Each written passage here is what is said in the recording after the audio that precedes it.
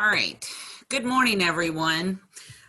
We may have some more people joining in as we go along, but welcome to our first Zoom QuickBooks user group meeting. It is not our first user group meeting. For those of you that don't know who I am, my name is Bonnie Elshire. I am the Accounting Services Supervisor in our Chambersburg office. I've been with the firm about 15 years, actually be 16 in September. I've been a QuickBooks Pro Advisor since 2006. So I've been holding these user group meetings in our Chambersburg office for about 5 or 6 years now. And it's a good opportunity for knowledge sharing, and they seem to be very effective. So a couple of things first. Please mute your audio if you would, please. That'll eliminate any background noise. So you're going to want to turn your video on and your sound off. You can also send in questions using the chat feature. That way, and I will answer as many questions as I can as we're going along. Okay. So a little bit of history and purpose to the user groups. Ideally, these are used, if you noticed on the registration or the link, it said it's a knowledge sharing environment, which it absolutely is. Typically, when we hold these in our Chambersburg office, it's getting around the conference table and we all sit down. I put a couple items on the agenda, we start talking, and then we begin to see the room light up a little bit, and everybody is sharing ideas, asking questions. I don't always answer them, and I'll disclose that I do not always have the answer to your question, unfortunately. So if I cannot answer a question, you are welcome to email it to me afterwards, and I would be happy to research it and find out for you.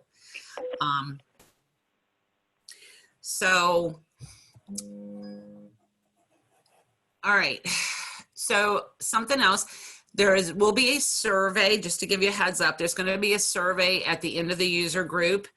You'll get it via email. It's helpful if you could respond to that. Give me your ideas. Tell me if you found the user group helpful. It helps us to determine if this is something we want to continue with via Zoom, or if you think we actually crashed and burned, or whatever the case may be. What did you like? What did you not like? So if you can respond to that survey, that would be very helpful. Also, if you can go on and do a Google review, or even like us on Facebook. Those are all things that help us along the way. So we are here to learn more about desktop. Now, this is not a training, I'm not going to sit down and tell you how to do accounts payable or accounts receivable, but this is more going over things that I think will help you work more efficiently, things that I think you'll find helpful in doing your day-to-day activities within QuickBooks, little tips and tricks on better ways to do things or different ways to do things. So I think that's what's helpful, because most of you know what you're doing on a day-to-day basis as far as entering bills or paying bills or dealing with receivables, but those little things that can help us along the way that make our job more efficient, make things a little bit smoother, get us through tasks quicker. So that's kind of the idea behind these user group meetings. So again, please ask questions via the chat feature as you go along, and I'll do my best to answer them. So the first thing I'm going to chat about first is QuickBooks Online, only because that has gotten to be much more common along the way. A lot of people are switching to the online edition, but I did want to mention this only because if you are considering going to QuickBooks Online, please reach out to us first. We have the opportunity to get you on wholesale billing, which is about 50% off the list price. So there is a savings involved, and we can also help with that conversion process. It is a little different than desktop, but there are advantages to it. The online banking features definitely help streamline your workflows. The ability to access anywhere you have internet connection is also a definite perk, given your, whatever your situation is. So if you are considering going to QuickBooks Online, again, please reach out to us first. We can help you with that process and get you some better pricing on the subscription. So, okay, so first thing I wanted to talk about was the preferences. We first set our QuickBooks files up. We go in and select, basic preferences, or do we even go in and select them, just take what the system gives us?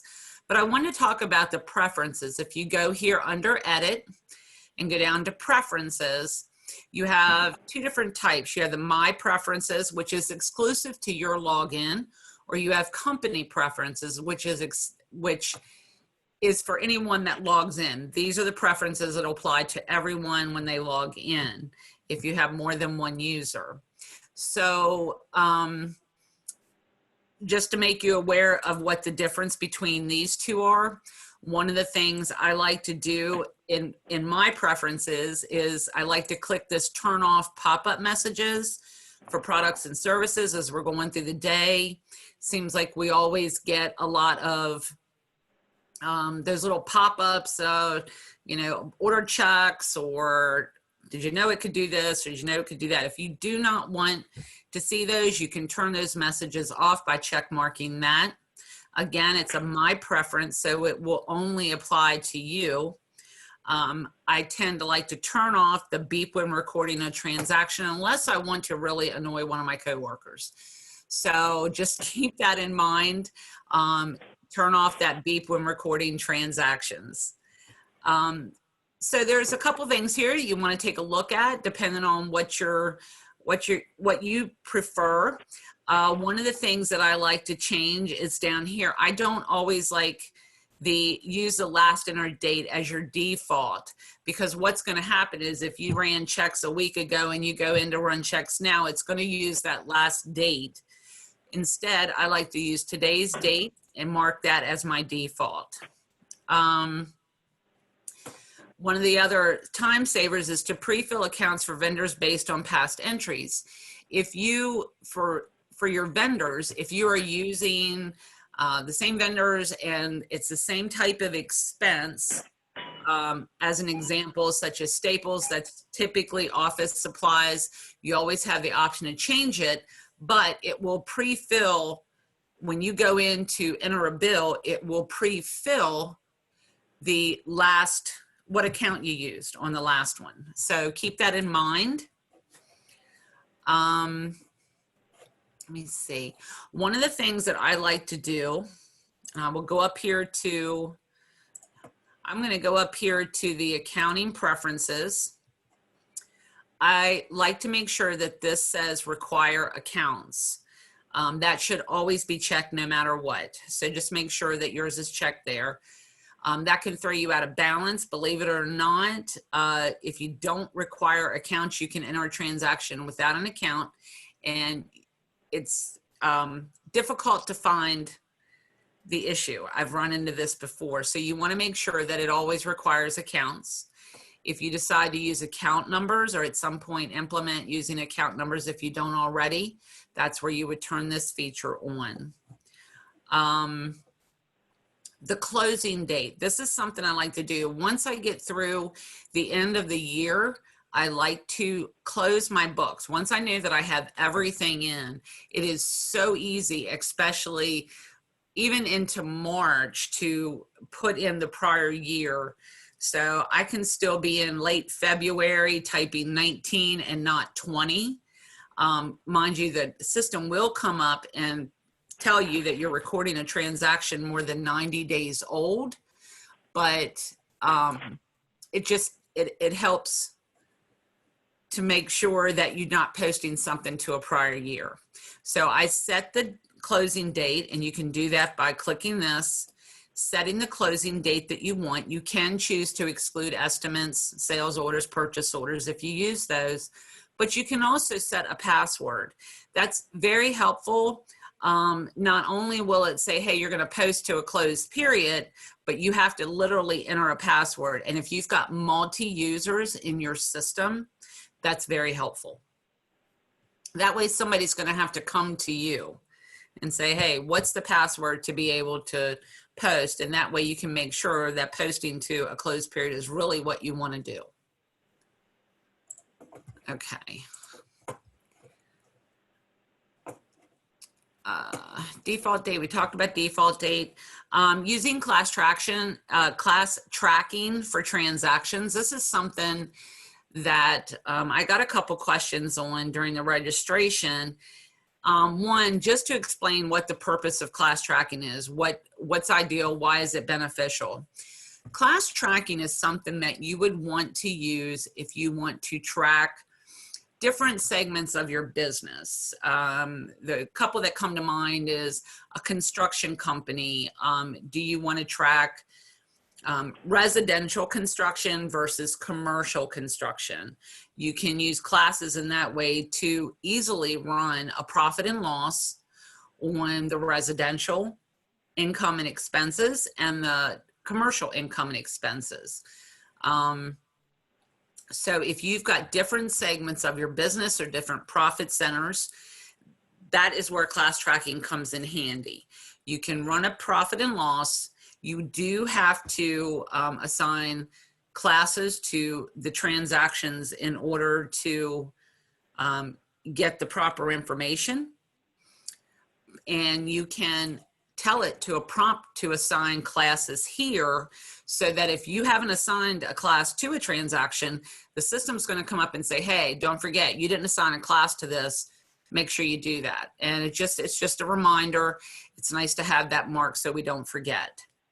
But that is absolutely how you would use class tracking. I've also seen it used for real estate. If you have rental properties and you want to, similar to the construction, you want to track what is residential, what is commercial, or tracking each property differently, each location, to know what your income and expenses are by property. And if you have a multitude of properties, then that is absolutely helpful. So just something to think about there. I use class tracking a lot with our clients, and I do believe it's helpful. Okay. So May 31st, of course, just passed, and that was the cutoff for anybody using QuickBooks 2017 to go ahead and, hold on, we got a question here.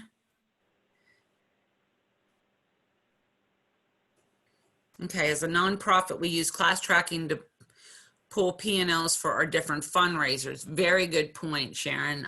Thank you for that. That is also helpful. So nonprofit, if you have different fundraisers or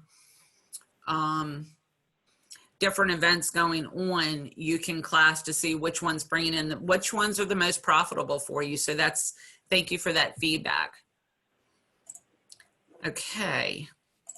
So with QuickBooks Desktop, in order to run payroll, use any connected services such as emailing invoices, if you have another software linked up with your program, you have to update every 3 years.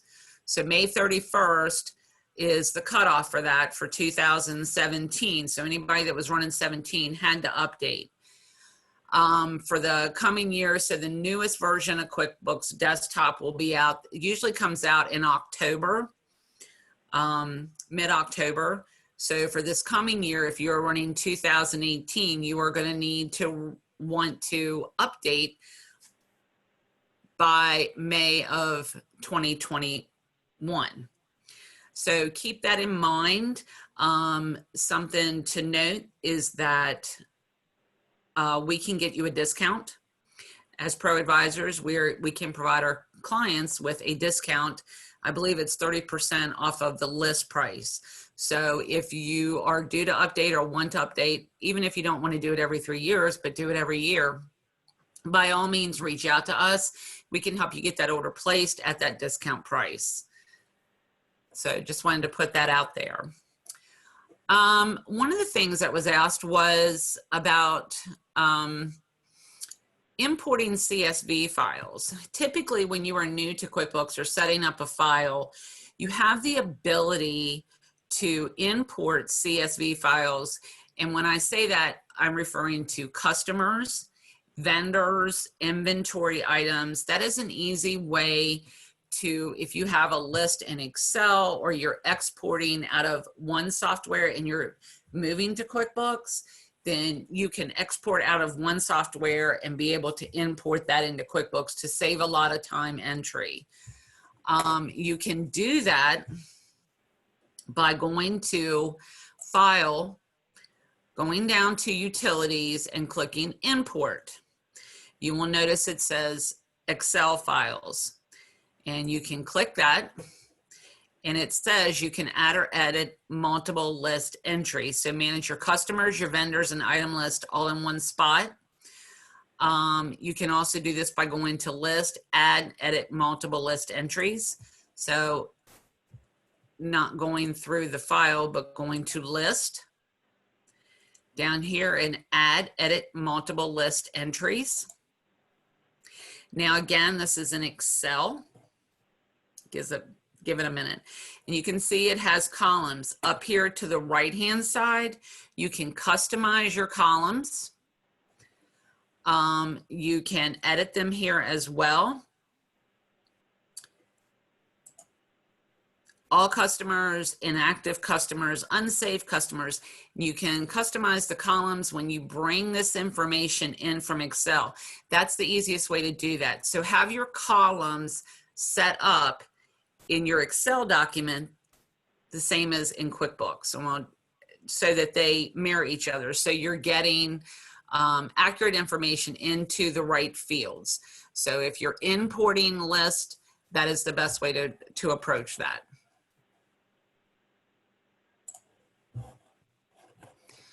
Okay, so your chart of accounts. I wanted to talk about this for a minute because there's so many different ways you can update your chart of accounts. There's possibilities are endless here. So in your chart of accounts, if you notice here, you've got sub accounts. Some people have used, and as I mentioned during the preferences, some people have use account numbers. To get to your chart of accounts, again, you go to List and down to Chart of Accounts. And some of these accounts, now when you first set up a QuickBooks file, certain accounts are set up by QuickBooks that you cannot get rid of. So if you're trying to update your chart of accounts, you need to keep that in mind, and it will let you know that you cannot delete it. I believe accounts receivable, accounts payable are two of the accounts that will not let you get rid of. If you have payroll liabilities on, it will not let you get rid of that general payroll liabilities account here. You can add by going down here. You can edit accounts. You can delete accounts, but a little caution here. So I would prefer someone to make an account inactive over deleting an account. And the reason I say that, one, you do not want to delete an account that has, and I don't think QuickBooks will let you do it, delete an account with a balance. So make it inactive. Move the balance, get it to the account that you want it to, whether journal entry or moving the transactions, and then making that account inactive. You can add a new account here. I do this with a lot of people. This is something that you can also do on the fly.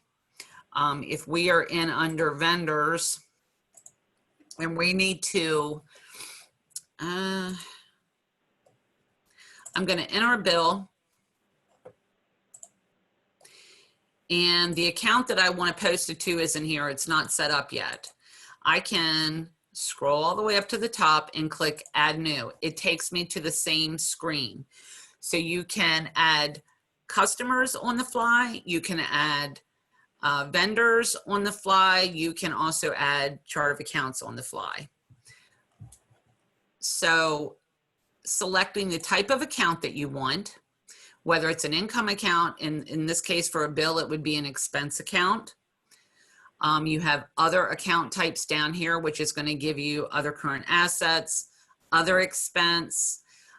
If you're not sure what type of account it should be, by all means, reach out to whoever you're working with, the accountant you're working with, to provide some guidance there.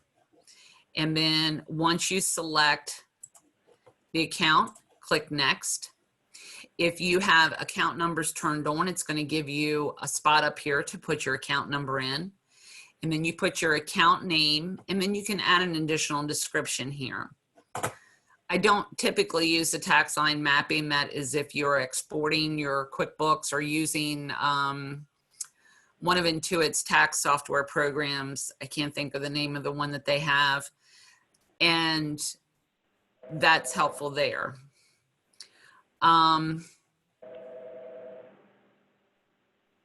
Okay. So that's how you add an account. Let me get back out of here.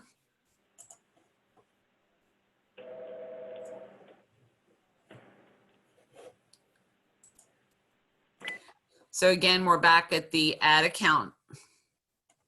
And you'll even notice that here it says, help me choose the right account type. So it does provide some guidance there for you as well. So again, new account, you can edit an account. What do we have up here? And we have a question.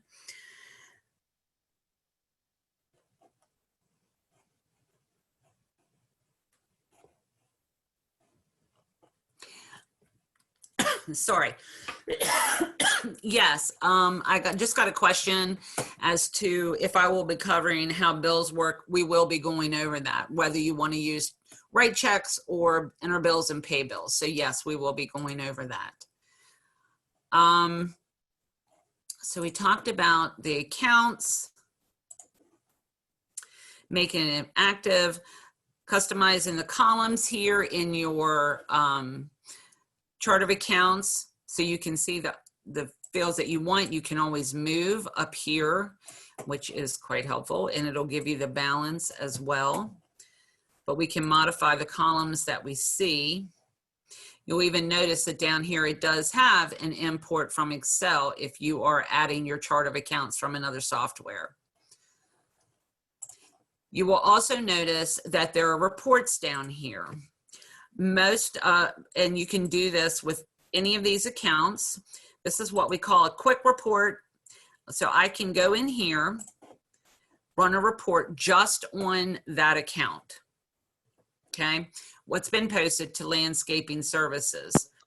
So please keep that in mind. I use this quick reports through the chart of accounts a lot. If I just want detail on one account, I don't want to have to go out and run the profit and loss and have to filter that down. I can pull the information right on one account, right from your chart of accounts list. So, which is nice. There are a couple other reports down here, report on all accounts. This is where you can quickly run your profit and loss and balance sheet. Also graphs, income and expense graph.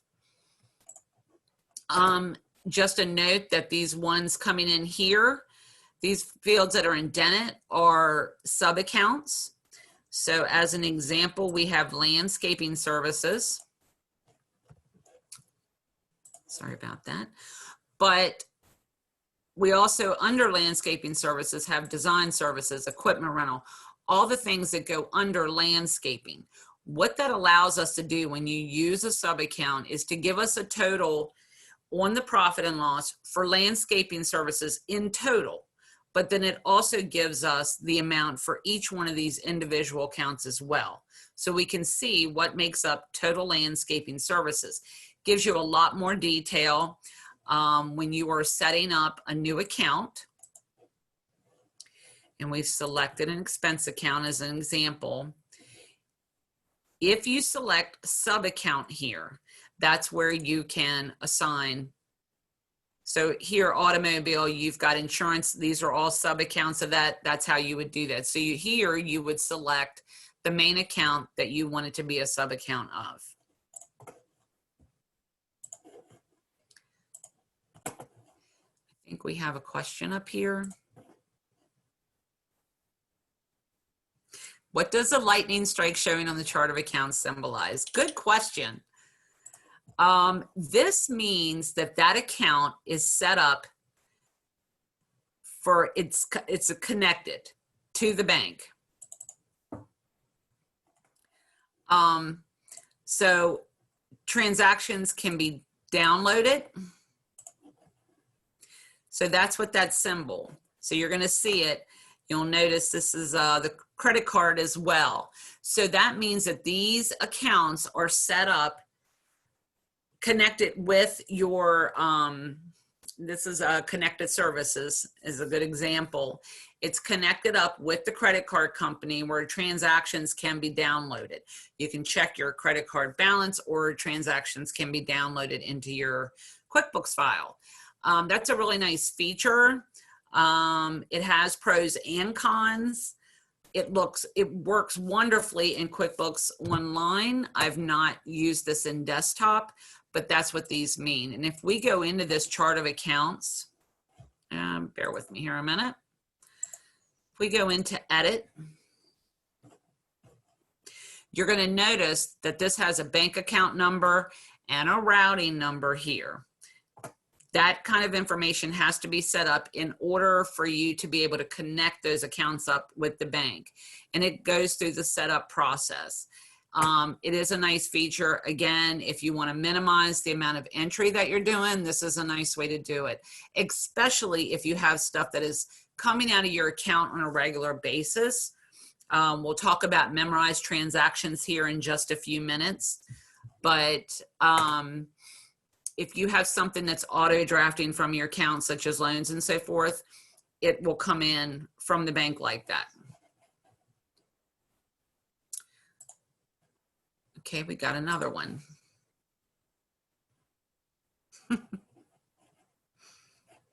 Okay. So we've talked about the chart of accounts. Another question that somebody had earlier was backups. Okay. Unfortunately, I see more often than not that people do not do backups on a regular basis. And I've often gotten the question, how often should I do a backup? Well, the thing to think about is how much information or how much activity do you do in your QuickBooks file on a regular basis, okay? So I know when I worked in private accounting, and I spent about 20 years in private accounting before coming to Smith Elliott, I always did a backup after I ran payroll because I never wanted to have, if my system crashed, I didn't want to have to rerun payroll for 60 employees.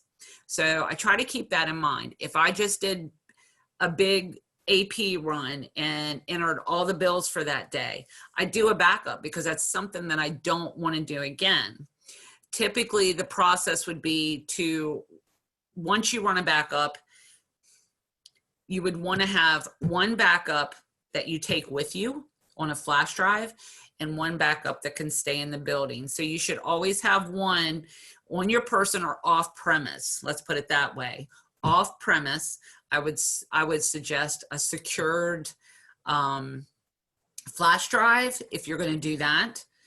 That way, if something would happen to the building, whether it caught fire, whatever the case may be, then you have a backup still on your person that you can always restore your files with. So it's just something to think about there. And this is something that I would recommend that you get in the habit of doing. I know QuickBooks reminds us to do a backup, or it asks us to do a backup. And it's so easy just to hit, nope, do it later. But I would encourage you to get in the habit of running backups. So if we go into File, it's super easy to do, does not take that long. And we go to Backup Company. Okay, we're going to create a local backup. Now, here it says set up and activate online backup. There is the option to do online backups as well. So I'm going to create a local backup, and local is already marked here.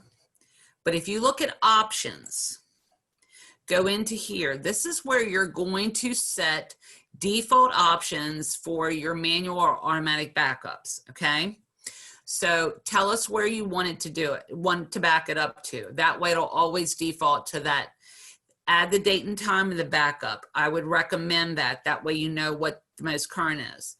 Limit the number of backup copies in the folder. So what's going to happen if you don't have this set and marked and the number entered here, you're going to get a ton of backup files in whatever location you choose, and that list is just going to keep growing and growing and growing.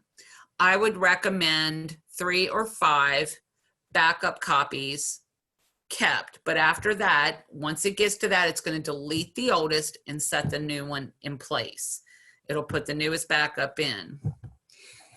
You can also tell it how often you want it to remind you to do a backup. Remind me to back up when I close my company file every 4 times. So if you keep your file open all day long, it's going to tell you every 4 days to back up. I would suggest it daily or every 2 to 3 days. And I would do the complete verification. That way it checks the validity, that's a mouthful, validity of your file, okay? It does a data validation, and that's a good process to get into. So if you want to set these backups and have it default so you don't have to answer these questions every time, this is the way to go.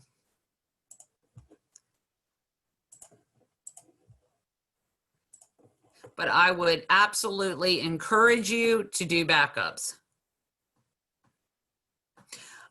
Someone mentioned I store my backups on my Google Drive. Now, I'm not sure what Google Drive is. If it's secure, I would say okay. Then I would say, yeah, that's fine to do. If it's going to hold them in place and it is a secure location, absolutely. Okay. So one of the things that I like to do, and I found this a couple years ago and I thought it was pretty cool. I have several clients that I do bookkeeping services for, and I have a couple that have a lot of bank accounts, whether it's CDs or several checking accounts. You have a regular checking, a payroll checking, whatever the case may be. I like to color my registers. And I know that seems like something so small, but I also coordinate the color in the register in QuickBooks to the color of the check. And it's something that sparks when I go into a register, just to make sure. It's just an extra way to make sure that I'm in the right register. And you can do that if I go, let me see, I got that thing over here. Hang on a minute. Here we go. So if I go into the register, this is blue. So let's say, or aqua, whatever you want to call that color. If I go up here under edit, I can change the account color, this register color, to whatever I want it to be. I usually like it to match checks. I think this is a nice feature. If my checks are blue, if they're red, whatever the case may be, I like to change them. Gray is another one. But I think this is kind of nice, especially if you're running multiple accounts, multiple bank accounts in QuickBooks. I think this is a nice feature. It just, when you go into the registers, it's too easy, especially if you're running multiple accounts. You click that check register. It's too easy just to click OK here, and it defaults to the register. If you've got multiple accounts, then you can set it to the same color as the check or whatever the case may be, just as a reminder that you're in the right account. And we have another question.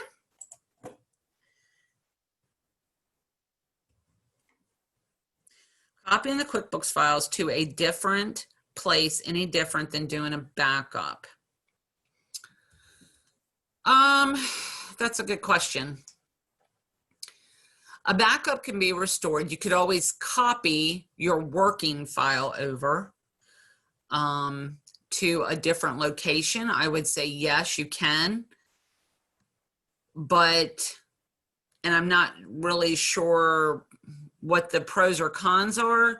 A backup is easily restored. A working file, and this is something to think about. So if you copy your working file, which I believe is what you're referring to, if you copy your working file over, it is too easy to click in that wrong file, and then you've got two data files, two live working QuickBooks files that can easily be opened by entering the same password and the same information. And now you've got different information in two different files. I would recommend doing a backup. We have run into issues before where, you know, I've got a client that has one person running a working file on one computer, and they've got a working file also on their laptop, and you're getting different information. You want one QuickBooks working file. You don't want to make a mistake about clicking in the wrong working file and having two sets of data and neither one being complete. That would be my only hesitation there. I think doing a backup, in order to get into a backup, you have to restore it. So it's something that you actually have to think about. You know that, you know, you're very in tune to what you're doing. You can't just click on it by accident.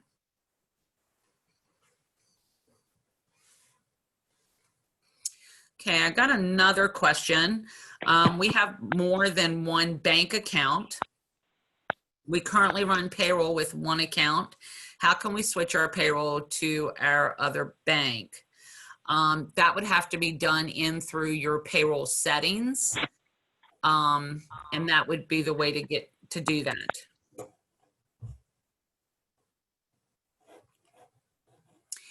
That's something you can work through. That's a little bit more involved. It's not hard to switch it, but if you're running direct deposit within QuickBooks, you would want to, you are going to have to go into your settings. It's going to have to do a pre-note to the other bank account. You can email me and we can get into that discussion if you need help with that. Okay. One of the things I like to mention I do in every single user group that I hold is using the find feature. This is something that I use constantly, and I'm often surprised by how many people do not realize that this feature is there.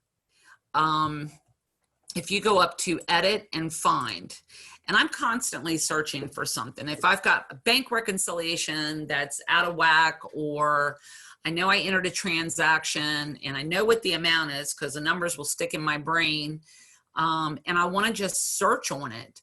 If we go into, and again, I'll show you how that was done because a lot of people don't know this feature is there. Go to edit, go to find, and I always click on the advanced tab. You have a simple tab here. You can search by a multitude of different ways. Customer, job, date, invoice number, amount. But the advanced, it's usually the amount that I'm looking for. And this is just a quick and easy way to pull it up. So let's say the amount, and I'm going to put in, this is going to be good. I'm going to get a bunch of stuff. I put in $25. I know that's a transaction I'm looking for. And I go over here and click find. I've got every transaction for $25, whether it's a bill, an invoice, credit card, what have you. So this brings it up, and right in this screen, I can double click on this and drill down into that transaction. So this is just an excellent, excellent way to look for something without having to go to reports or different accounts or the vendor. I can pull it up this way. And again, you can search on a variety of ways in this screen. So keep that in mind if you're looking for things in a specific account. This is something in a class. a customer type, a date, everything's right there. So that it's just a really good tool. I encourage you to use it because it is a time saver. Okay, I think we got another question.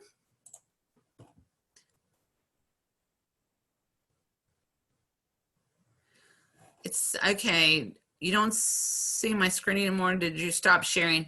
Can everybody else see my screen?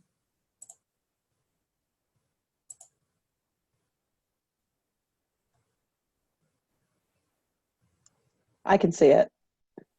Okay, yeah, everybody's coming in. Okay. All right, thank you. All right, good. All right, just making sure. Okay, so next, another question we got during the registration was entering journal entries. There's a couple ways to do this. A couple things I want to mention about entering a journal entry. So in order to go into journal entries, go to company and down to make general journal entries. Don't know if there's a shortcut over here or not. I don't believe there is, but again, company down to make general journal entries. And it brings you up to this screen. Now, QuickBooks can automatically assign journal entry numbers. You can choose to do that or you can choose not to. I think I usually have mine set to yes. I do know that a lot of times at the end of the year, we will give a client, our clients, journal entries at year end, whether that's to record depreciation or just different transactions to clean up. We have a specific journal entry numbering that we do. I'll usually do SEK, the 2-digit year, and 01, 02, 03, 04. So I like them to be auto numbered so that if you go into your QuickBooks file, you could see that those are journal entries that we gave you at the end of the year and what year they applied to. You can choose to not display this in the future and let it just auto number or however you have it set in your preferences. But this is how you're going to enter your journal entries. Select your date, the entry number, and then down under account is where you're going to select whatever account you need to post to. Just as an example, we're going to do this. We're going to do $10. I'm going to put a description in here to record year-end entries. Okay, name you do not need. Class you may need, depending on if you're using class tracking or not. Now, something to mention here about this name, okay? If you, anytime you enter a journal entry that affects accounts payable, accounts receivable, or sales tax payable, you can only have one of those lines per journal entry in the desktop edition. Okay, so if at the end of the year you were to get, or let's say you were trying to fix accounts payable and accounts receivable in a journal entry for some reason, you could not have accounts payable here, then accounts receivable on the next line. You would have to split that journal entry out. Also, anytime you are posting to an accounts payable or accounts receivable or sales tax payable account in a journal entry, you must enter the name. For accounts payable, the name of a vendor, accounts receivable, the name of the customer, and it's sales tax payable, again, name of a vendor, whatever sales tax agency it is. So please keep that in mind. I know sometimes, especially if you go through the audit process at the end of the year, you will get a journal entry that will have accounts payable and receivables in that journal entry. You'll need to go back to the auditor and get some additional detail as to, one, what accounts payable or accounts receivable customer or vendor you're trying to adjust, and how to split that journal entry out. I actually go out to several clients that I help them with this after their audits are done. Sometimes it's not that hard to figure out. You usually know in working with the auditors what accounts they're adjusting or what customer or vendor they're adjusting. But just please keep that in mind. You cannot have in desktop. It's different for online. You can. But for desktop, you can only have either accounts payable, receivable, or sales tax payable. You cannot have more than one of those in a journal entry. So once you have all your transactions in, now all your lines in rather, you will notice down here it is totaling out your journal entry. Delete. You will also notice that as I was going down in this journal entry, if I go on to the next line, it will copy this memo down to each line. Even if you only have it on the first one, it's going to copy it down. Since I got accounts payable, I'm going to select a vendor here. If I didn't, it would give me an error message before I went to save, telling me I have to have it, a vendor. You can assign a class here to any of these lines. And then hit save and close, or save and new, and that will record your transaction. Your debits have to equal your credits, and it's totaling it at the bottom. I believe if I take that line out and go back down, and I'm not sure what the difference is, but I know in some of them it will automatically put the credit amount, the offsetting credit amount over here. I don't know why I didn't in this one. So, and this is QuickBooks 2020. So, not sure why it didn't pull that $10 down here in the credit column, but I do know some of them do, and I don't know what the difference is. Okay, we have a question.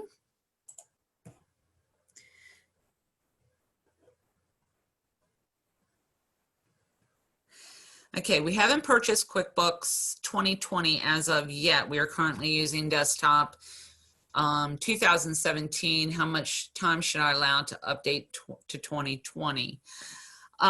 Typically, if you place the order, once we send an order form out to our contacts, our reps at QuickBooks, you will typically get an email with the download instructions within a couple hours.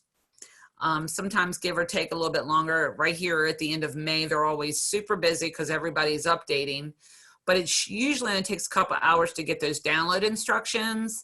As far as how long it takes to download the file, it depends on the type of internet connection you have. I know if you have Comcast, that usually, or one of those high-speed internet companies, it can take 20 minutes or so to download, but then once you download, you need to install it. Doesn't take that long to install. If you have dial-up, then it's going to take longer to download.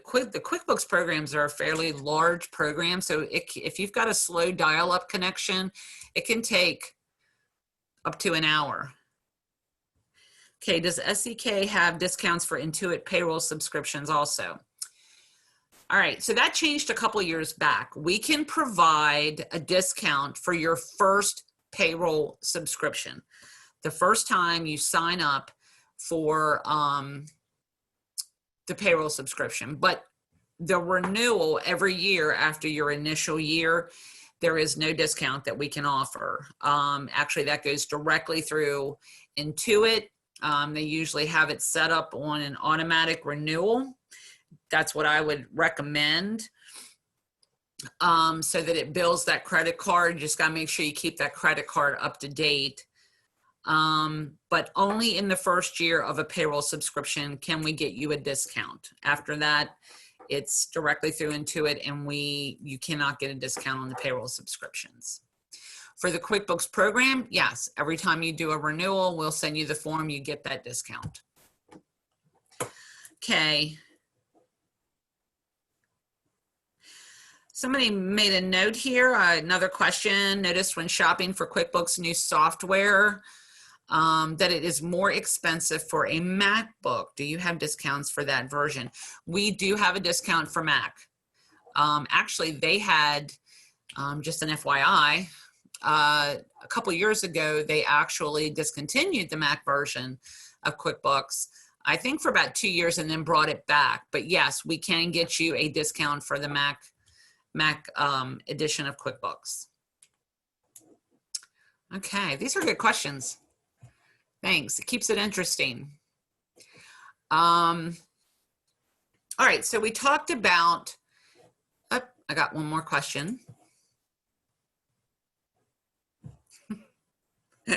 Okay, all right, so let's talk about memorized transactions a little bit. You know, if you have something that is automatically coming out of your account on a regular basis, and you want to kind of streamline that process. And I know that health insurance a couple years ago, they kind of pushed to have your health insurance premiums automatically deducted from your bank account. I know some loans will automatically come out. So the more you can streamline having those things auto-drafted from your account is great, but you still have to enter them in QuickBooks. So memorized transactions can kind of alleviate and automate some of that for you.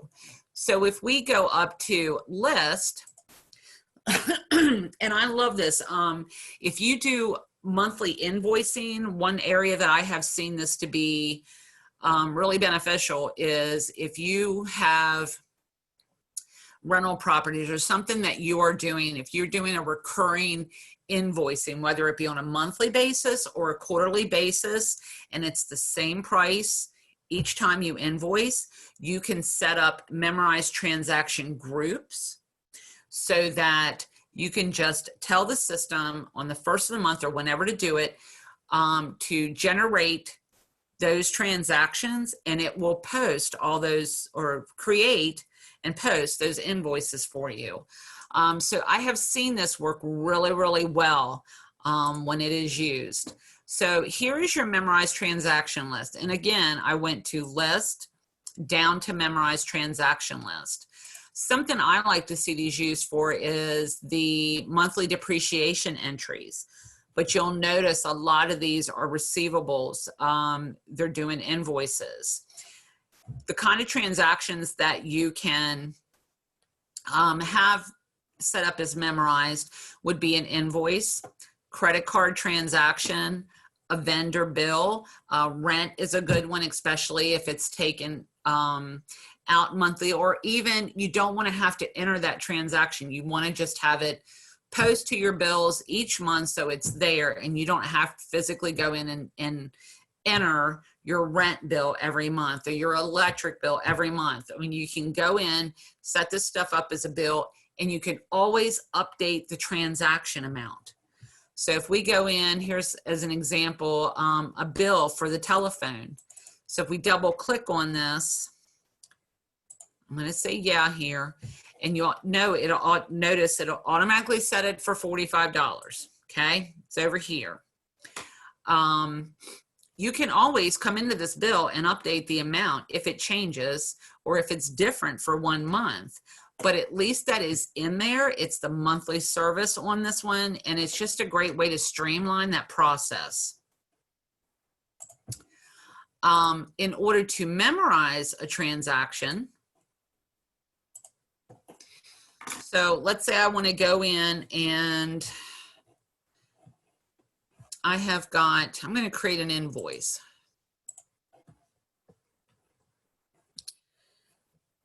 And I'm going to do it for this customer.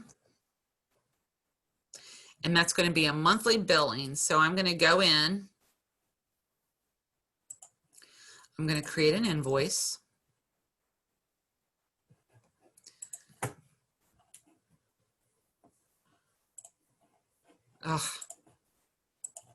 This is a sample file that has every type of transaction in it. So it was prompting me to select billable expenses. So pest control services, that's what we're going to do. And this is a good example. So let's say we bill a customer for pest control services every 90 days, and it's $30. I can assign a class to it. I can come up here to this memorize button and click memorize. Now it does say that there's already a memorized transaction for this one in memorized transaction list. Would I like to replace it, or do I want to add a new one? Keep in mind that there's already a transaction in the memorized transaction for this. So I can replace the existing one. Maybe the price changed and it went up and we need to update. If I want to update the existing memorized transaction, I can click replace and it'll update it with this new information. Or maybe this is an addition to the existing invoice and I can click add. So if I click add, it's going to ask me, okay, what do I want to name it? You put the name up there. I like the automate transaction entry, or I can add it to a group. A group means that monthly maintenance group, quarterly maintenance group. So just as an example.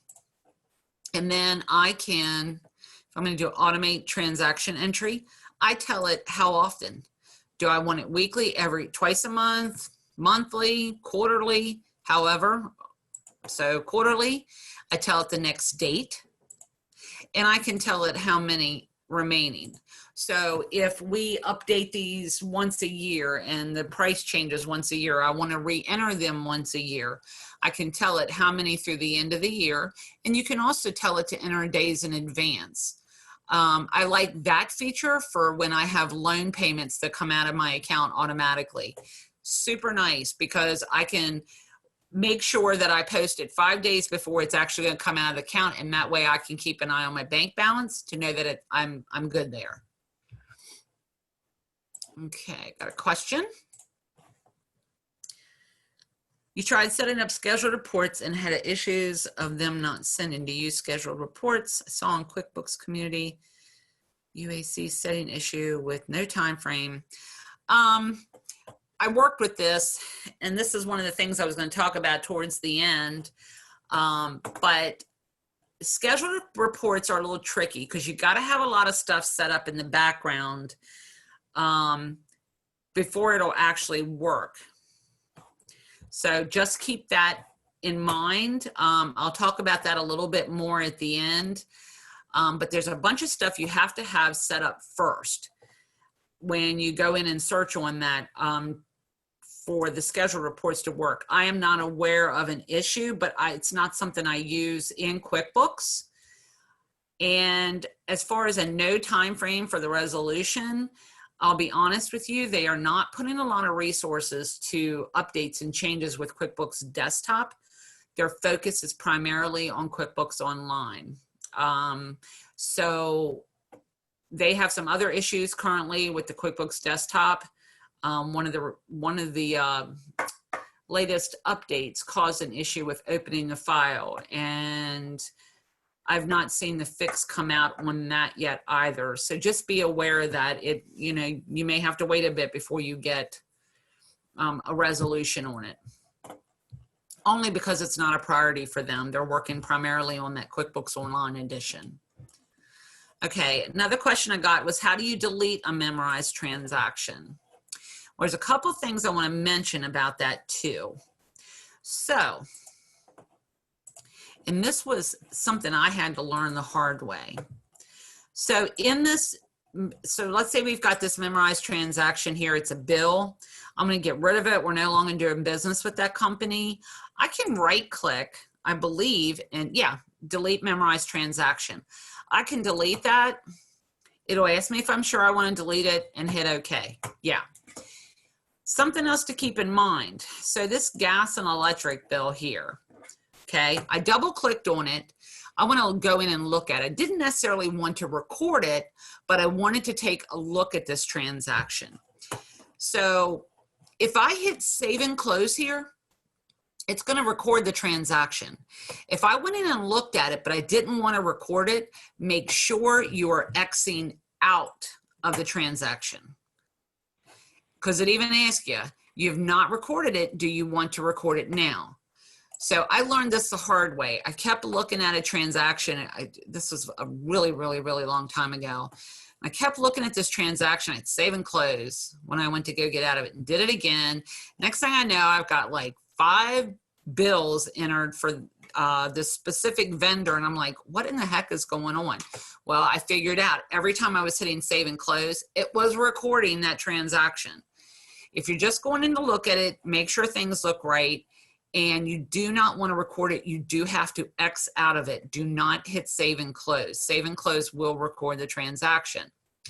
If you are in this and you want to update this transaction. So let's say I know the price went up and I want to change it to 145. I click memorized. Yeah, I'd like to replace it. Whoops, sorry about that. Takes a picture. That was louder than I thought. Takes a picture of it. When you go to get out of it, again, you've updated the memorized transaction, but if you hit save and close, it's going to record it for you. If that's what you want to do, great. If not, then don't hit save and close. Okay. All right.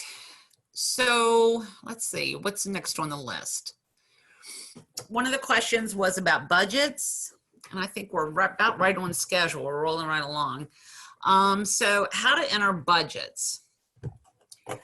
If you come over to company and go down to planning and budgeting and hit set up budgets, it's going to take you in a screen. And this is your chart of accounts, essentially, your P&L account, your P&L accounts. You can choose it up here.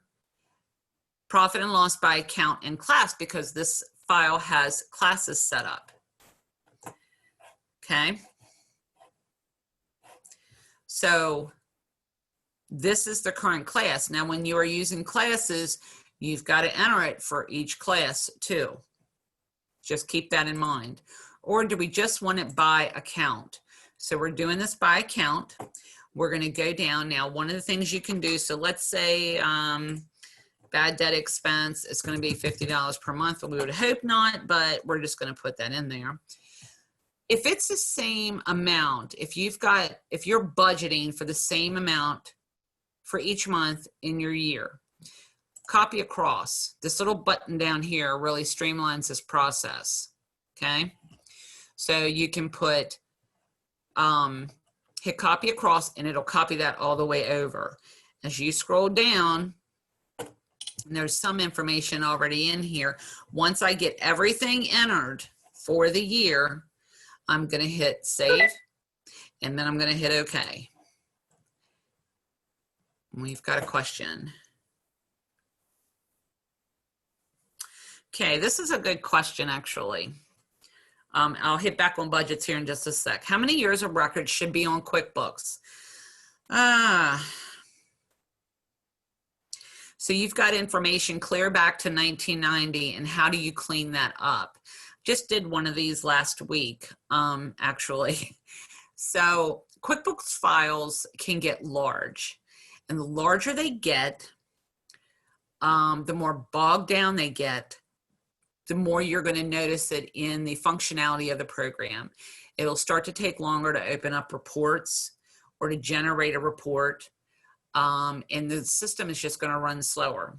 So you can do what is called a condense on the file. I don't recommend, I would suggest getting help with it to clean it up. It can be a little bit tricky because sometimes if there's errors in the file, you got to run some utilities to get it cleaned up. But I do recommend condensing the file. Again, just make sure you get help with it. You know, from your accountant or whomever you're working with, another pro advisor or a pro advisor. But under file, there is a utility that is called Condense Data.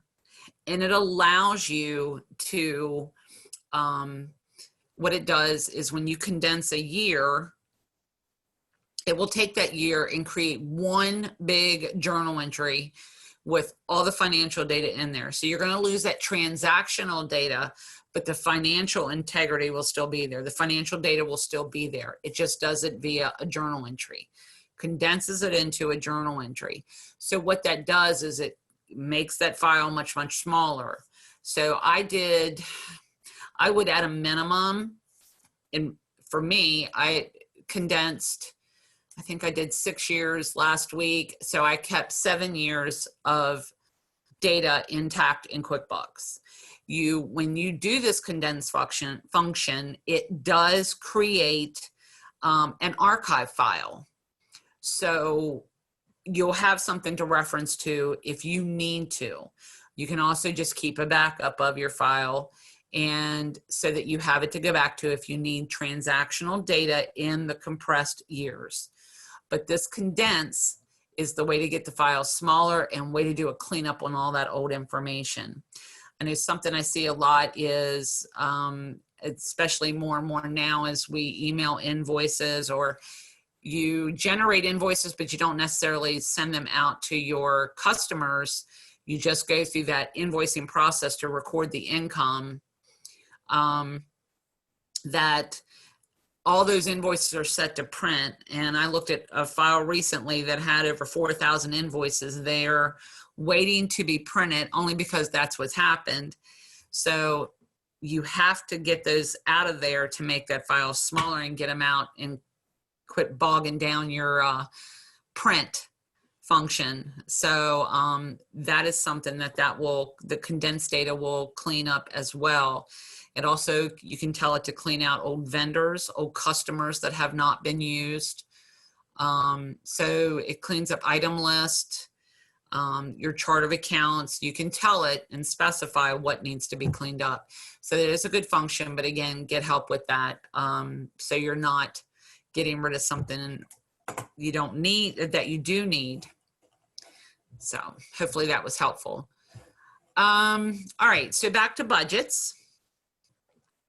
So we create a budget. Now we're going to go in and look at these reports. So if I go to budget, a budget overview you can do for multiple years. This is kind of nice. I know in going through the budgeting process. So if I hit that and next and create the report, this shows 1 year, but what if I want to see a couple years? I want to see what our budget has been. I'm in the budgeting process and I want to see what it's been for the last 4 years by account. So I can go up here and do one of 2018 to 12/31/2024. And in this show columns, I'm going to select it by year. So then by doing this, I would be able to see what my budget has been for the past 5 years, 6 years, and be able to see what's been budgeted. So this gives me a nice overview of what has gone on, and it helps me in the budgeting process for the current or upcoming year. So that's what your profit and loss budget overview will do. You can also do it by month for the current year or whatever year, or you can do it by quarter. It's whatever you want to see, but know that that show columns is pretty helpful there. Then you also have a budget performance, and this is the report I actually use a lot. Bear with me here a minute. Reports, budgets, budget performance. And the reason I like this report is because it gives me the annual budget. So it shows the year, it gives me my budget amount, it shows me year to date, it shows me the year-to-date budget. So this is year-to-date actual, year-to-date budget, and then the annual budget. I think this is a good report. You do have to filter it down a little bit. You can select accrual or cash, whatever the case may be, whatever year. You can do the same thing with your show columns. And the other thing you can do is if you go up to customize, if you want to see those differences, you can select them down here. Another hint of something that I like to do with all my reports, if I click advanced down here, I like to get rid of all those zeros. So I don't want to see non-zeros. So if I select display rows and all but non-zero, one, it's going to make my report a little bit shorter because it's going to get rid of any rows that have zeros in it. So something I didn't put a budget in, something that doesn't have a current year expense, it's going to get rid of those. And then you can see it also added the dollar over budget, percent of budget.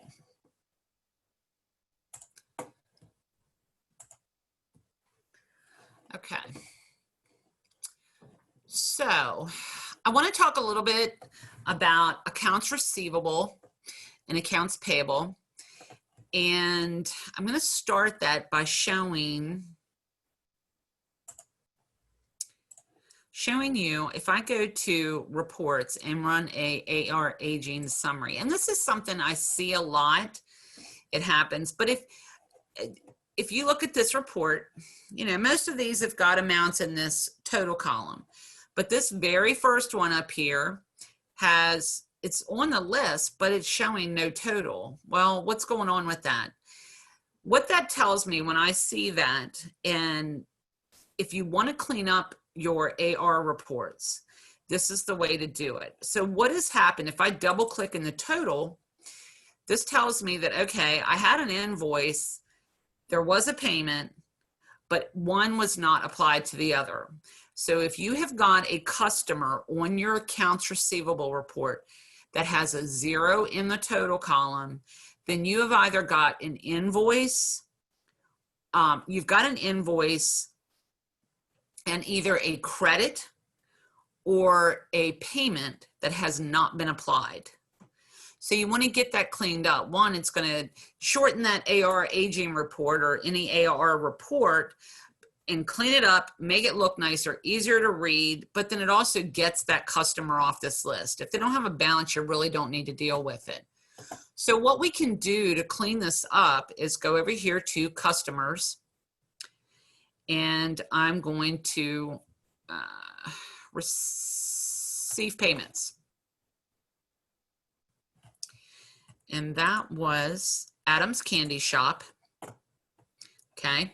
Now I see this invoice came up down here, but you're going to notice right down here that there are unused credits sitting there. So if I click this invoice once, just to get that black line around it, to let it know that that's what I'm working with, and I go up to discounts and credits, there's my credit. And it's already check marked, already marked it. It is going to apply. Right here means amount to apply, the $40. That'll leave that credit balance with a 0. If I hit done, now you can see on this screen, it's applied that credit.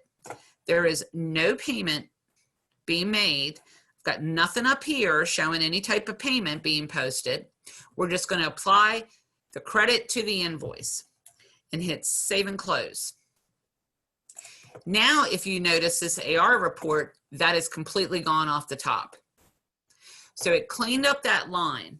And I've looked at some of these AR reports before and seen, you know, people that have got 20 or so. And if you're doing, depending on the type of business, I get why you're either doing credits or adjustments, or, you know, maybe somebody prepaid for something. I see it a lot there where someone is prepaid for something, you put it in a payment on the account, then later generated the invoice, but never applied the two against each other.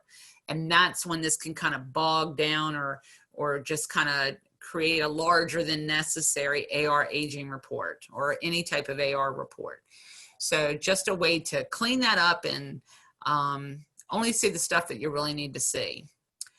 One of the other things that I wanted to talk about is writing off bad debt. So there's a super easy way to do this without having to do a journal entry and without having to jump through hoops. So you can do that by going to your customers, and we are actually going to go to receive payments. Now, the one thing you do have to do is have a bad debt expense account already set up. Okay. So you can go into your chart of accounts, and it's going to be an expense account, and it's going to be called bad debt expense. So we're going to go into this customer and we are going to go to receive payment, same place. And if I select the customer, and I had one set up, which is going to be Bob Crenshaw. Okay, he's got 2 invoices here, and you'll notice there was a finance charge on here too. So rather than fighting with this, and it's been, you know, he's been sitting out there for a while, we're just going to write this off as bad debt. So I am going to click on that invoice once so we get that line around it. I'm going to go up to discounts and credits, and I'm in the discount screen this time, not the credit screen. I'm in the discounts. All right. And I'm going to enter the amount of the invoice that I want to write off, which is going to be $15.75. In this discount account, I'm going to select bad debt expense. I'm not going to deal with a class, but now what I'm going to do, so it's going to apply, what it's going to do is it's going to create a transaction. You'll notice the date that I'm writing it off, the amount that was due, and this is the amount that I'm going to, of the discount or the transaction that we're recording. If I go over to my profit and loss, see if I can find it.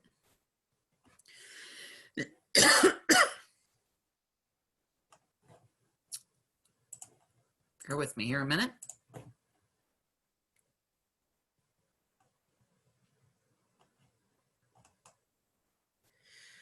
All right, where is it at?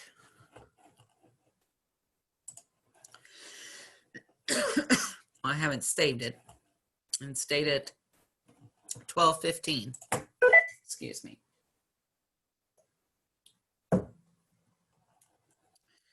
All right, so let's go look back at this profit and loss.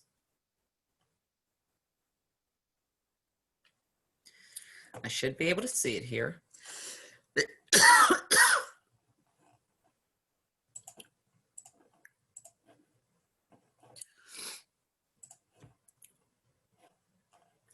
And there is my bad debt of $15.75.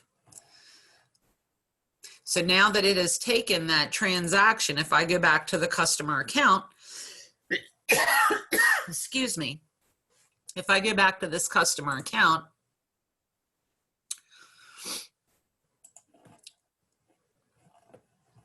and look at Bob Crenshaw, you can see it's showing there as a discount. It's reduced the balance due on his account, and it took that off of the receivables report. I have a question. Okay. Okay. All right. So next thing, we want to talk a little bit about cleaning up accounts payable.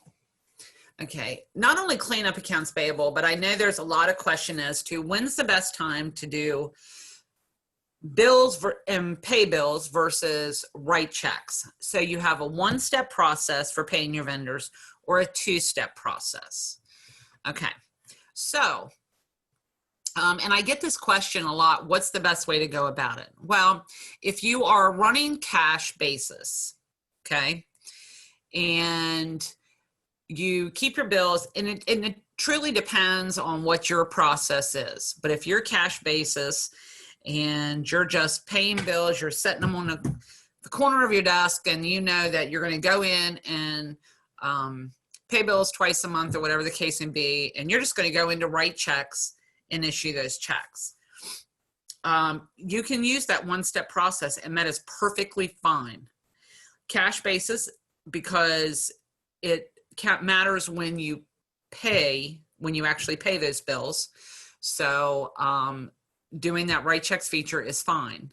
Now, somebody did present a question about using bills versus write checks when you have modified cash basis. And I think it depends on your scenario. So coming out of private accounting, one of my processes was that our AP clerk would enter all the bills, and I would look at the accounts payable report. She would give me a report that showed me everything that was due, and I marked off what I wanted paid based on due date. So these are the bills that you're going to pay. And when you're going through a process, an approval process like that, I think it's good to use the bills and then pay bills, because you're going through an approval process of somebody entering all those bills, wanting to be able to see how much is actually due.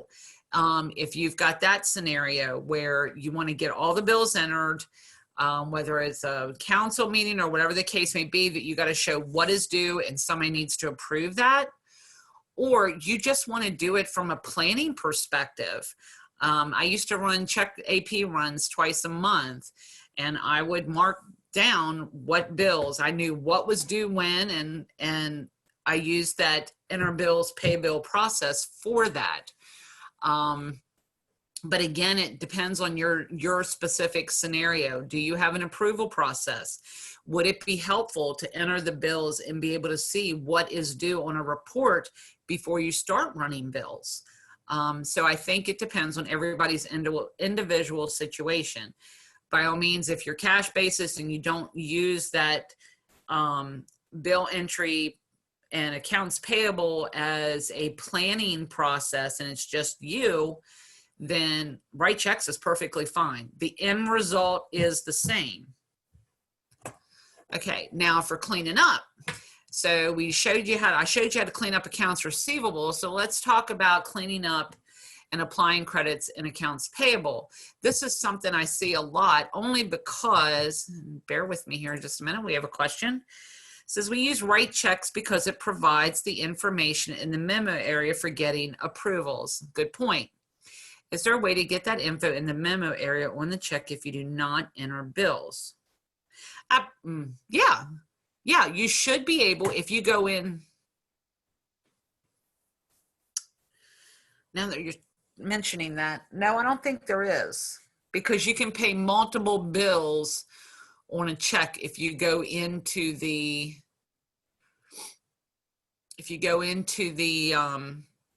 enter bills and then pay bills, you're going to get the list of the invoices it's paying, but you're not going to get the detail in the memos. No.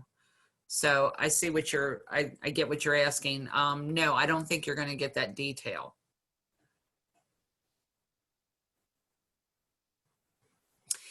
Somebody, please address cleaning up accounts payable for quarterly payroll taxes that are calculated by QuickBooks. We are definitely going to cover that, because that is something, and that's actually going to be after we get done with the accounts payable, because that's something a lot of people struggle with, and it's a super easy way to fix it. So we'll go over that, I promise. So I got to keep an eye on my time too. So for accounts payable, so if we go to reports, down to vendors and payables. So another similar situation as I showed you with the accounts receivable. Here we've got Cal Telephone here. They've got zeros, but they're still on this accounts payable report. Same scenario. So we have got a bill and we entered a vendor credit, but they haven't been used against one another. So you've got to remember that when you are, especially if you're processing a lot of bills and using that enter bills, pay bills process, that's what this applies to. And you've got a lot of bills in the system, you need to make sure that you're applying credits. So when I go into vendors and pay bills. Okay, so here's all the invoices. Down here is credits. So if I click on Connor Garden Supplies, okay, he's got a credit there. There is a credit that shows up when I click on that of $50. You want to make sure that you are applying the credits. You're using those credits up, otherwise they're going to sit there. So I'm going to set that credit, and what it does is it says, okay, we're going to apply this credit amount to use. If you don't want to use the whole amount, you can. Tells you what the balance is. And you will notice up here, it's applied that credit. Now this was $127.20, but because we had that credit, we're only paying $77.20. On this one, well, what happens here, let me mention this real quick too. What happens if we just want to apply the credit? We don't want to pay this bill right now, but we will at least want to go ahead and apply the credit. Then I can come in here, zero out the amount to pay. It will leave the balance on my accounts payable screen, on my accounts payable report. I'm not going to pay anything, but I am at least going to apply that credit to that invoice. On Cal Telephone, it's another one. We've got credits down here. So if I click this, set credits, I can now use that credit against that invoice, hit done. Now you'll notice I've applied for $95 in credits, and I'm not paying anything at this point. I'm just cleaning this up. Select your date. You can leave the method as check and to be printed because there's nothing that's going to print because it's zero. You're not paying anything. And hit pay selected bills. So it records that. Sorry if that was loud on your all's end. I apologize. And I'm going to hit done. Now I'm going to refresh my report. Hang on here. Okay, now the telephone company, that's gone. And you're going to see Connor Garden Supplies now has a balance of $77.20 due. So we cleaned that information up, and this is now accurate. Okay. All right, just a nice way to keep that stuff cleaned up. So I know one thing a lot of people struggle with is cleaning up of payroll liabilities. I know this happens a lot, especially with municipalities. If you're not paying things through QuickBooks, your payroll liabilities through QuickBooks, then you can sometimes have a difference between what QuickBooks calculates, especially for unemployment, and when you go out to the UC site. And it's usually a couple dollars difference. Another time we see this is when we forget to change the UC rate at the beginning of the year. You know, that's always something you should do before you run your first payroll every year, is to go in to the unemployment site. I'm not even sure if they mail the rate changes anymore, rate change notice, but you can go into the unemployment website, get your current rate for the upcoming year, and go ahead and change that before you run your first payroll. So that'll help to minimize the amount of issues you're going to have with the payment in QuickBooks versus the payment due on the UC site. But fact of the matter is, we always end up with a couple pennies difference. So I'm going to show you a really easy way to go in and clean these up. So if I go into employees and I run, let me see, payroll taxes and liabilities, and I'm going to pay my scheduled liabilities. So I give the screen a minute to come up. All right. So we'll do this California withholding and disability insurance. Let's just pretend this is unemployment, and we have to pay this. We want to get it recorded in QuickBooks, but that amount is off. So we're going to mark this, okay, as if we're paying it. Click View and Pay. Now, so it brings up the check. But let's say that the actual amount that we needed to pay for the unemployment site was $500. Okay, so we're going to change it up here, number one. If you are actually paying this online, you can uncheck this to be printed and put online or whatever you want in the check number. So now we've got payroll liabilities of $551.50, but the check amount is $500. It's never going to let us save that.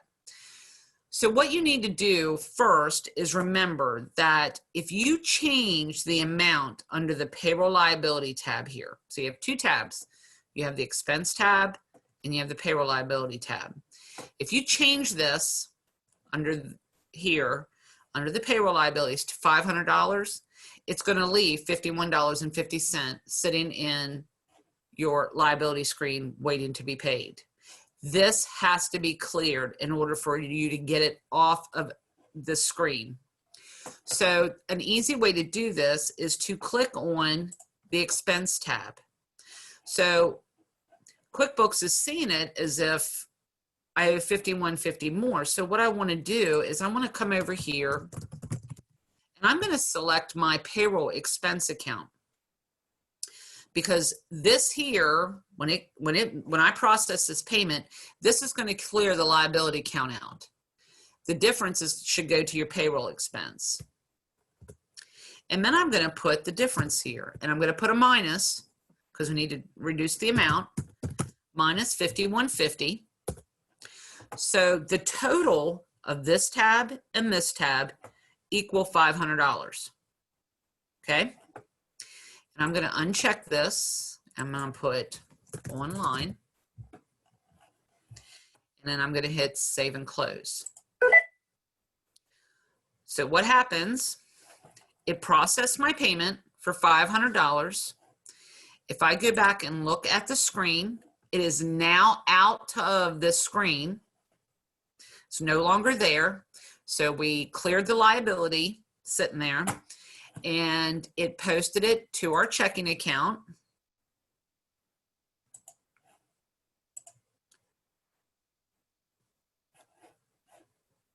For the $500 right here, shows it as an online payment. So we've cleaned all of that up in just one quick swoop.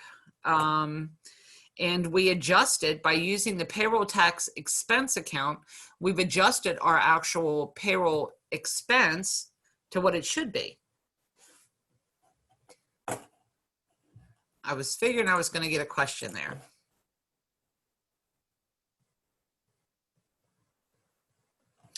What are these splits and why? In that specific one, actually, I'll show you, hopefully I understand your question. So when you process payroll, okay, and that one was for California, but I'll use the 940 and the 941. So California has like a disability insurance and a withholding payment all in one. And that's what those two transactions were. Those two lines were in that transaction. It's no different than your 941 payment, okay? Because what QuickBooks is doing is it's looking at the payroll liabilities per your payroll item list, okay? So you withheld this in federal withholding. That's the Medicare company. That's the Medicare employee. If you look at your payroll item list, it's the same thing. So you've got Social Security employee, Social Security company. And that's how it's showing on your payroll summary when you run your payroll summary report. And that is also, if you go to your payroll item list, that's all of these, federal withholding, Medicare company. These don't always go to the same expense account, okay? If I go down here to payroll item and I customize my columns,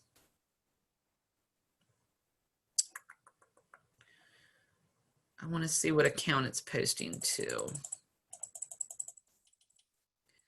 And I might have just moved it.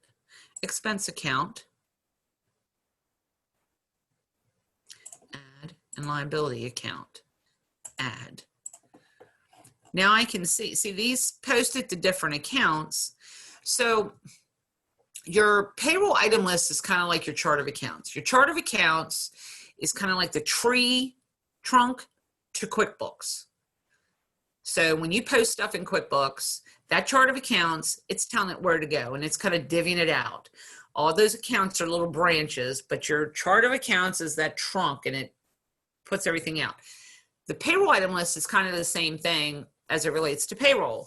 So you've got your payroll item list, and your chart of accounts is a trunk. Your payroll items that you have set up here are all those little branches, and it's what connects the things on that you process in your payroll, taxes. It connects all of those to the proper liability and expense accounts, if that makes sense. Items list is the same way. It's like the branches off of your chart of accounts. These are things that you invoice. And the item list is those branches off of the trunk. So it connects, the items connect what you're invoicing to the proper chart of account. I hope that made sense. So the payroll item list is the same way. It's connecting this item that you withhold or the company share to the proper liability and expense account. I knew I was going to get questions on this. Okay. How do you clean up a sales tax account? That one's tricky. Okay, Danielle, did that make sense? Hopefully.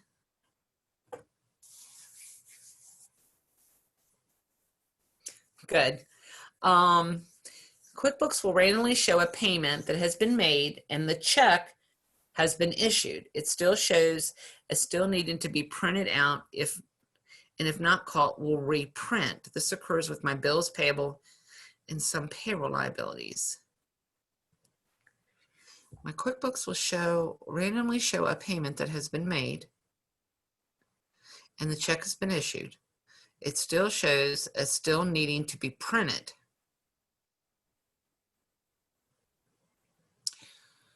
So it's not removing, I'm going to make sure I understand. So it's not removing, it's not inserting the check number. Are these handwritten checks by any chance? Answer that while I go to the next thing, because I want to make sure we address that. The sales tax account, let's see if we can get to that. If not, please email me and we'll go over it. That takes a little bit. And there's still a couple of things I want to kind of address on here. So we talked about cleaning up the payroll liabilities. No, they are not handwritten as it is not inserting the check number.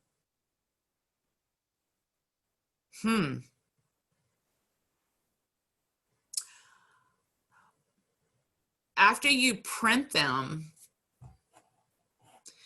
there should be, after you print checks, there should be a screen that comes up.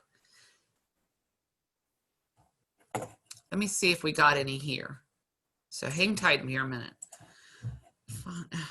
Cancel. File, print forms, checks. Okay, so here's an example. So we got these checks.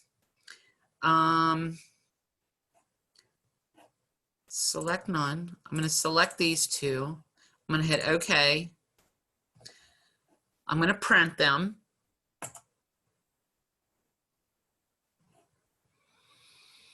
Save.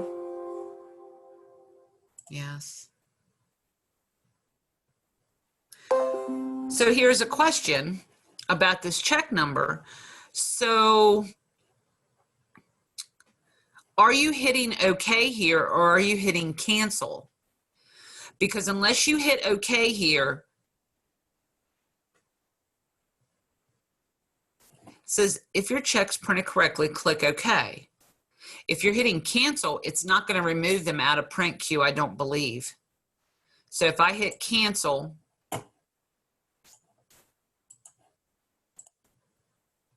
yep, they're back there waiting to be paid. So my question would be, are you hitting OK there that they have printed correctly? Is the to be printed checkbook still checked? I've had that happen to me, but it was because. Yep, that's correct. Is it Nina? Nana? Yeah, keep an eye on to be printed is definitely, thank you for responding to that. That's awesome. But yes, if it's still checked to be printed is why it's going to keep it in print queue. But I'm guessing that you're hitting cancel instead of OK to accept the check numbers. And so it's thinking that they did not print correctly and it's sticking it back over in print queue. I have a feeling that's what's happening. Double check that.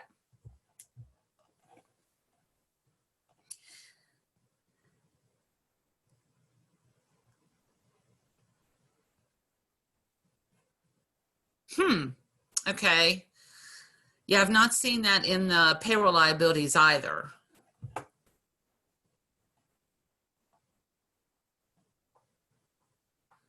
Even if it's to be, typically if I go out of that area and come back in, it will catch up and show as printed. Okay. Yeah, I'm not sure why you're getting that. I'm not sure. Unfortunately, I don't have an answer for that. You can email me and I can do some checking into that as well. Okay.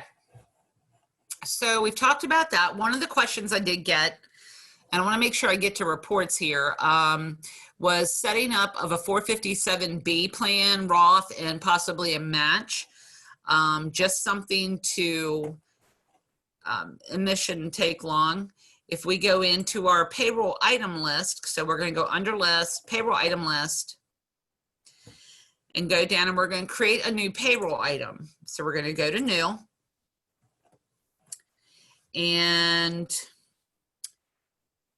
we're going to go to easy, leave it at easy setup. If you look down here, you got a retirement benefit. So that's what you're setting up. And hit next. And it kind of does its little gyration thing.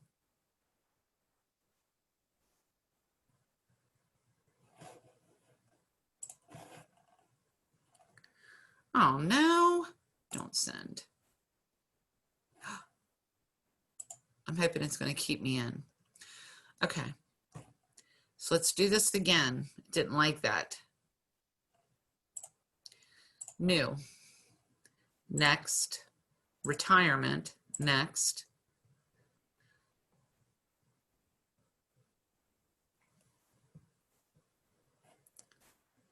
It will not let me do that for some reason, and I don't know why. Anyway, if you go into that screen, so I apologize, but I don't want it to kick me out, which is kind of what it's wanting to do. And I did this yesterday. So when you go into your payroll item list and hit that new and select the retirement benefits, one of the options that you're going to get is first you're going to have to name it. Then you're going to have to select, I think it's tax tracking, or select the type of benefit. 457B is one of the options there. A Roth is also there, and you have to select the right one so it treats the tax handling correctly. Once you do that, you can make sure you set up your limit. Okay, these retirement accounts have limits on what can be withheld, so you want to set that limit up in that screen. Now, you can, once you set that up, if the company is matching, you want to go back in, and it does give you the option to set up company match, company paid benefits. I believe that's new. If I hit next, right here, other additions, and it has company contributions. But I think once you select the regular retirement benefit, then it'll give you retirement match, company paid retirement match. And then you set that up as well. Then you have to go into each employee and set it up under them, into each one of their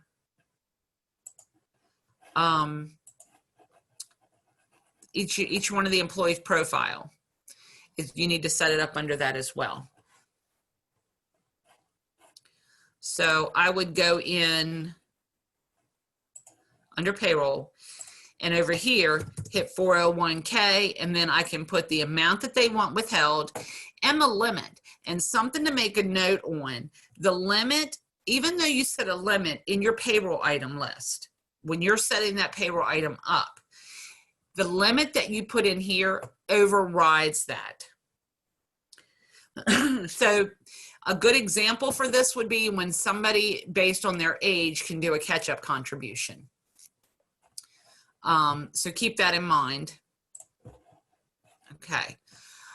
So next we're going to talk about briefly, because we're going to run close on time here, and I apologize.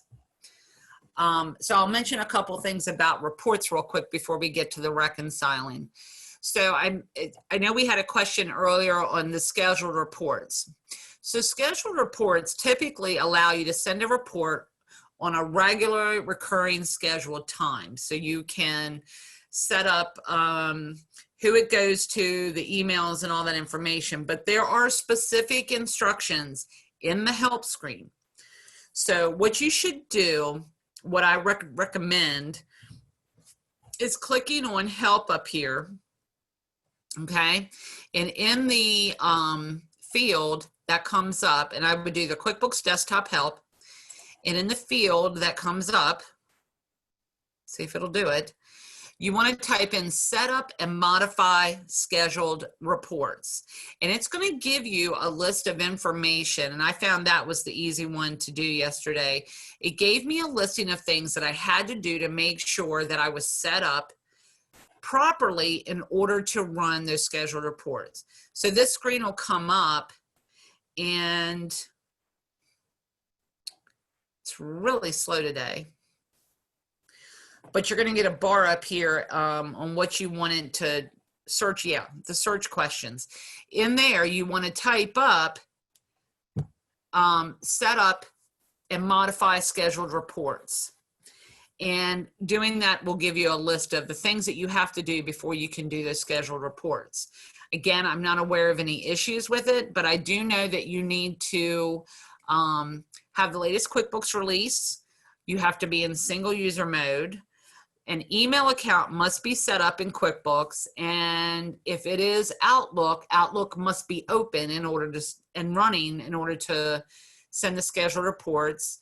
And the quick startup preference must be turned off in QuickBooks under your preferences. So there's a list of things there, so just keep that in mind. I want to cover a couple things on reports here before I get into the reconciling, just because I know everybody uses a reports, everybody uses reconciling too, I hope. But that was one thing that I did get a lot of questions on. So let me see, we've got a question.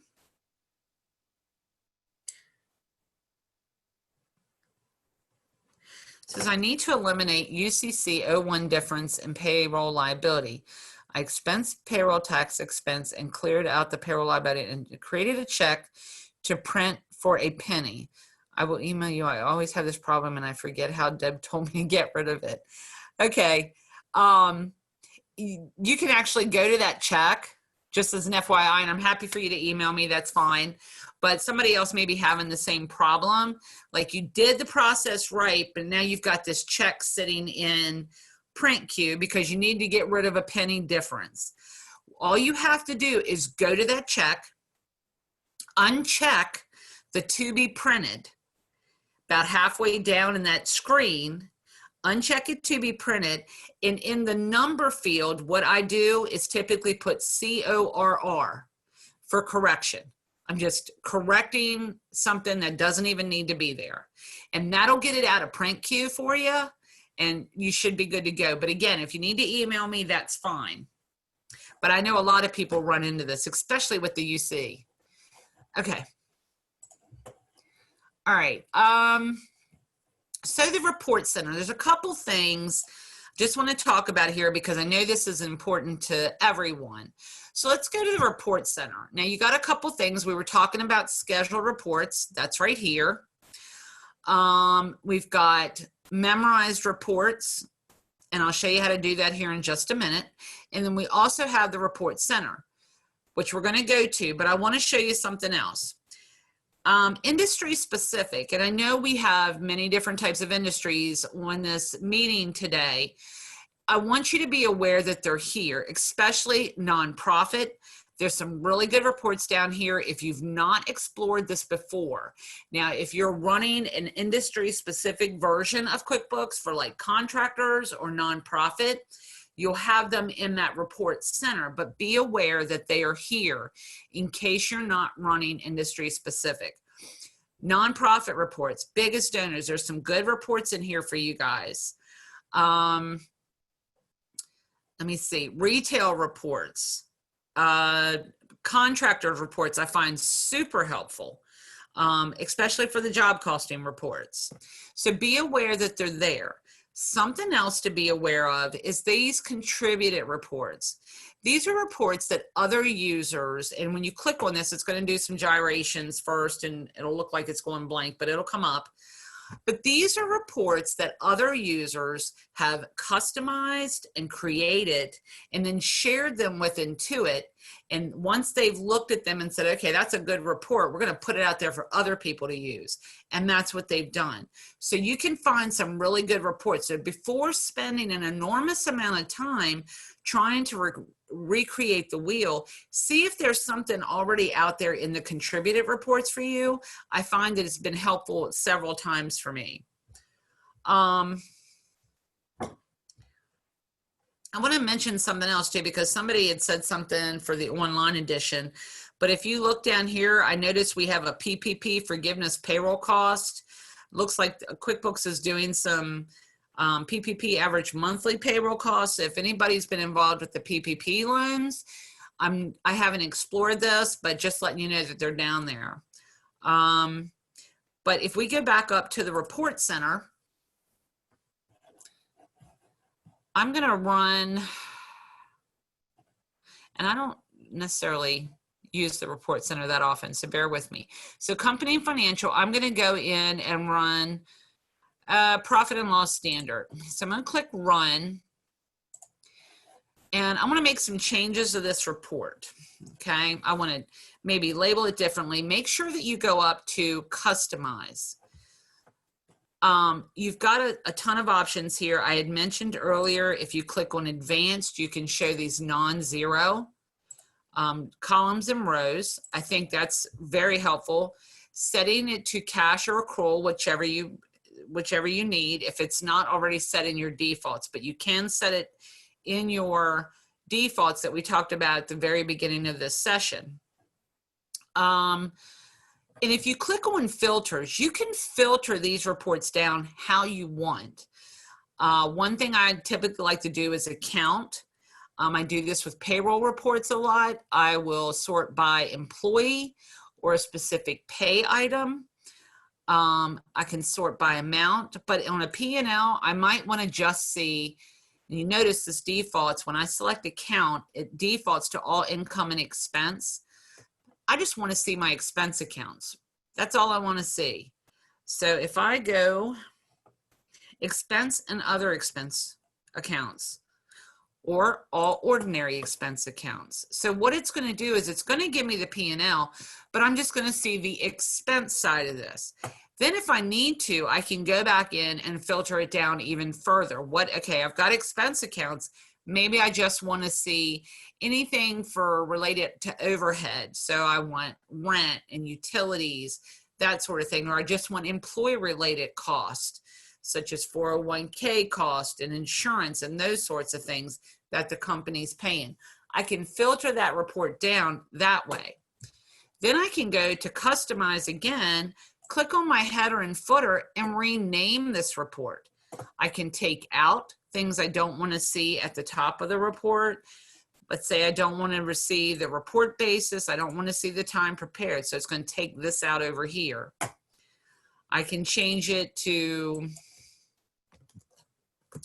Bonnie's report and hit OK. Now I've changed it up here to Bonnie's report. And I've made those changes. I got rid of that stuff up here. Then once you get this report filtered down the way you want, you can memorize it. And you can set up groups. I know one thing I do when I work with some of the municipalities, I set up council reports. So I can save this in a group. It has these here. You have to actually have the group set up, but let's say I want to see it, I'm going to put it under company.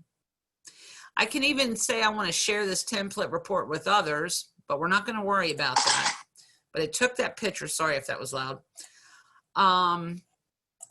Now I can go up to reports, up to memorized reports, go under company, and there's Bonnie's report. I click on that, it'll come right back up. So what I tend to do is go in, I'm waiting for this bar to go at the top, reports, memorize reports, go to my memorized report list, and I can move these around. I can take Bonnie's report. I want to add a new group, council reports. Oops, my typing's not that good today. Hit OK. Then I can take Bonnie's report, get that plus sign there, and I can move that down to council reports. Now it's moved it down onto the right group. Now if I go to this and hit print, I can select which one of the reports under these that I want. So if I had 10 reports, or let's say if I hit customers, hit print, I can select which ones I print all at one time instead of going to each one individually. And I can select the dates, and they don't have to be the same on each report. Super easy, guys. This is one of the best report tools that you got. If it's something that you've got to run reports, regular reports on a monthly basis or a daily basis or whatever the case may be, this is a really great way to streamline what you're doing. It looks like we're like out of time, and I really wanted to get to reconciling for both bank and credit cards, how to get those set up. I will say that, let me see if I can just, you do have the option to reconcile. I know a lot of people aren't aware of it. A lot of people don't use the tool, but you can, if you're reconciling your bank accounts, you can do your credit cards the same way. It's an excellent way to streamline your credit cards, manage the balance, and not bog down your accounts payable. There was a blog out on our website that explained how to do those credit card reconciliations that had like step-by-step how to get that set up. If you have time and you want to use that feature, go out to the blog. If by some chance you need help with your bank reconciliation, and I apologize again, I didn't get to that, but please email me. I can help you through it.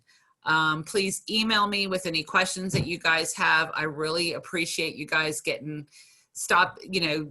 the Zoom group today. Hopefully you found the information helpful. I'm just checking to make sure there's no other questions. There's no other questions up here. I do have one more question. Thank you, Judy. I'm glad you found it helpful. Please respond to the survey. I'd like to keep this going. If you guys think it's good and it's helped you along the way, if I just answered 1 or 2 questions, if you think it was a good use of your time, please let me know. Always let me know what else you'd like to hear about. I would really like to continue with these. So thank you guys very much. Don't forget to like us on Facebook. And even do a Google review. That's always helpful to us as well. And have a great day. Please stay safe. And hopefully I will see you all again soon. Thank you.